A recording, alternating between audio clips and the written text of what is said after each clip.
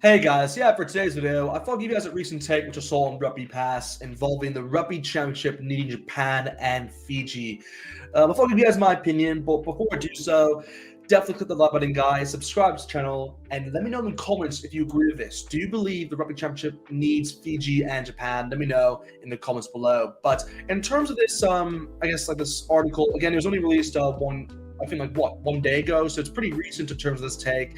And they kind of stated that, look, that when we look at kind of like the Rugby Championship on a whole, there's now been recent talks involving the CEO Mark Robinson from New Zealand that Fiji and Japan are now in the conversation of kind of joining an annual Six Nations style tournament in 2026 that will kind of occur every 2 years.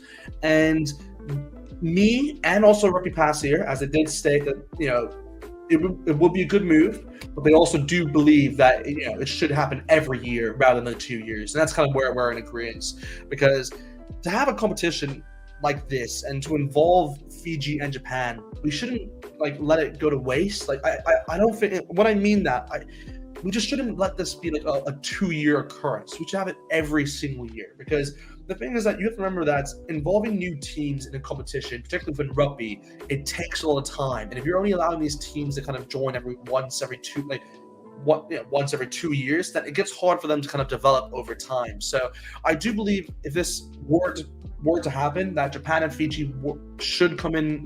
They should just be in the competition straight away. And look, I mean, it also states that the Rugby Championship, the reason for this kind of debate is that the Rugby Championship competition kind of lacks a bit of unpredictability in terms of who you think will win and who you think may come last. And I kind of agree with that, because when you look at the the Six Nations just as a comparison, I mean, the Six Nations every year you can kind of tell. Well, you can't really tell who's going to win. I mean, that's kind of weird thing. Maybe in the last 2 years you can give a good take on it, but before then it was pretty difficult actually, because you'd have teams like Wales challenging, you'd have England, you'd have maybe Scotland putting a good run in, you'd have Ireland and France coming in and out. So it was a really hard take to kind of hard to make a prediction in terms of who would win the Six Nations. But in terms of the Rugby Championship, I think it's much easier to do, just because most of the time it's either New Zealand who just wins it, or you get South Africa maybe popping in sometimes, and then the odd 1 or 2 times that Australia may win it, but that hasn't happened in a while.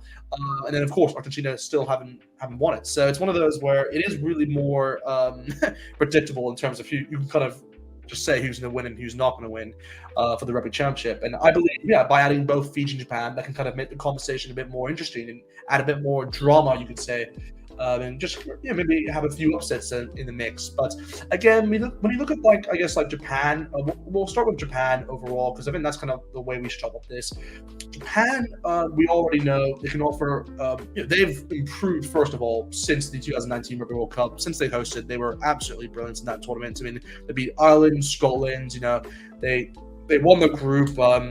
They faced South Africa obviously in the quarterfinal, did lose, but still it was a good kind of learning lesson to be learned from that experience. And I just think they're in a good position overall. I mean, since then, I mean, they've definitely improved a lot. I mean, again, you can maybe argue that series against France, I believe it was last year, it wasn't kind of a good thing for them, because they did lose 3 in a row to that French side, and it wasn't even their best French side.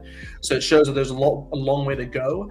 But at the same time, I think that by adding them to the Rugby Championship, it allows them to kind of develop that and kind of get out of that that category where you can beat the tier 2 nations, but then just don't win against the tier 1 when it comes towards international games. And again, they have obviously demonstrated that within the Rugby World Cup, but to be more consistent with it, that's kind of the next kind of challenge for them. And I believe their introduction could help with that.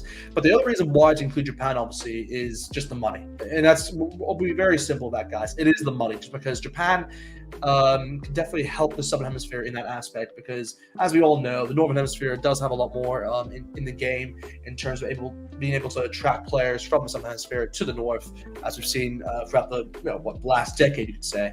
And it's definitely hindered the Southern Hemisphere. So by adding Japan into the mix, into this Rugby Championship, that can help the other sides obviously kind of, I guess, recruit and maybe keep some players within the country, and that's kind of important. And I believe overall Japan can definitely improve the competition level as well. Let's just get that clear, by the way, because as it states here, when the All Blacks faced Japan within 2018, they lost. I mean, they sent a second string team essentially, and they beat them 69-31. So it was a pretty convincing win overall.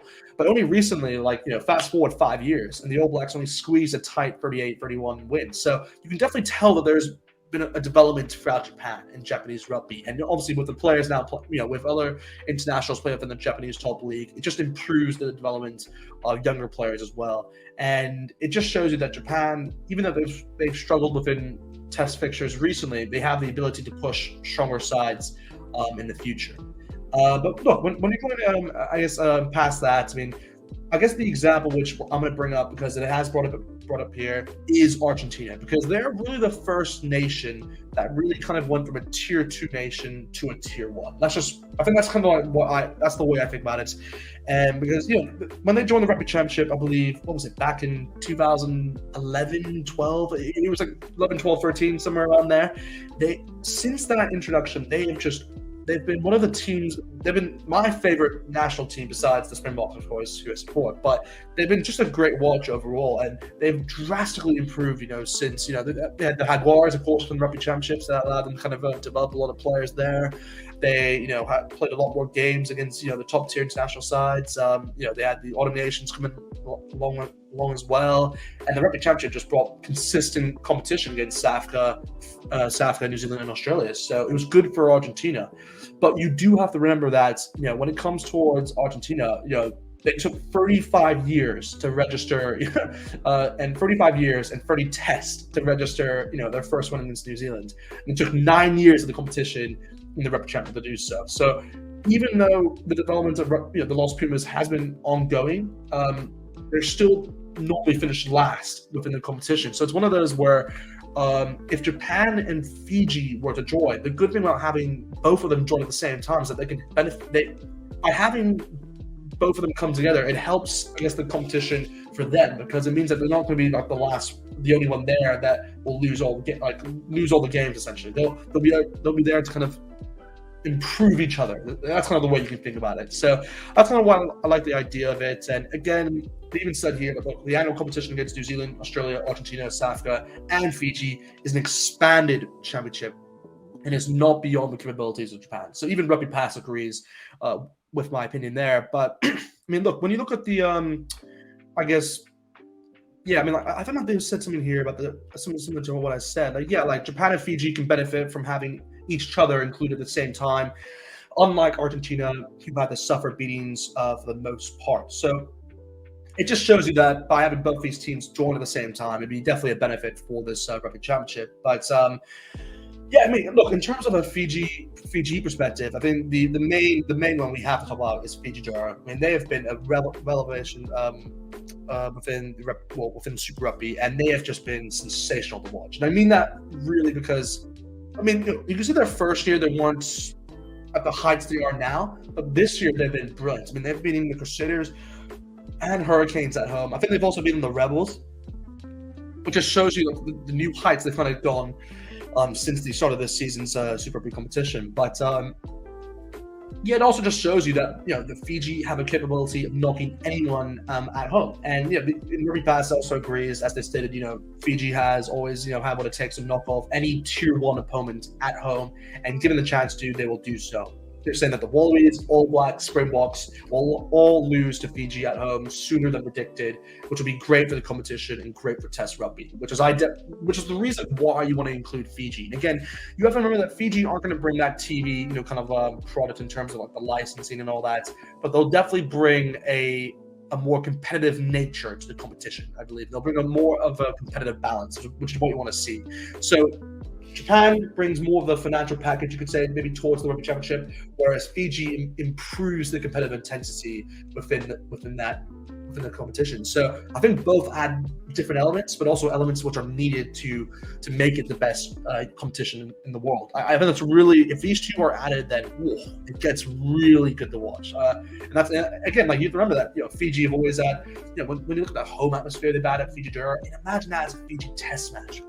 It's going to be insane. And again, you can even add one further to that by having all the Fiji players who are based within Europe come and represent Fiji in this competition. You could have people like Simi Redrado, you can have like other players. Like it's like you can have for both seats. I mean, it's incredible the amount of talent who can come from Europe and just elevate the competition. So that's the same for Japan as well, by the way. But yeah, it'd be a great watch. It'd be a great watch.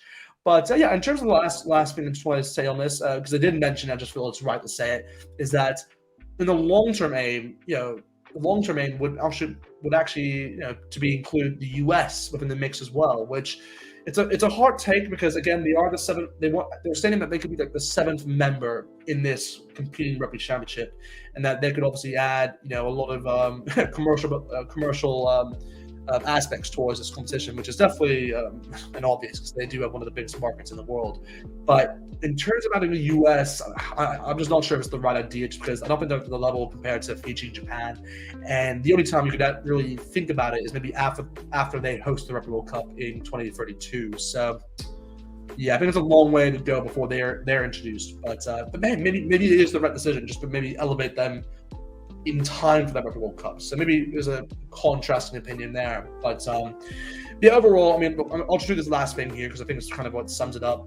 So overall, this Rugby Championship could change, with Japan and Fiji competing, as they both add exciting playing styles as well as appealing locations to the whole top tier rugby, which is what I agree overall, and I think that's what most people would agree as well. But yeah, look, overall, I think it should happen. Let me know obviously in the comments what you guys think, because I think it's one of those where I think it's just a great idea to include both these sides, because they've been brilliant within rugby, and I think by doing this and just elevate them even further within this within, I guess, for the future from a long-term perspective. But anyway, let me know in the comments what you guys think.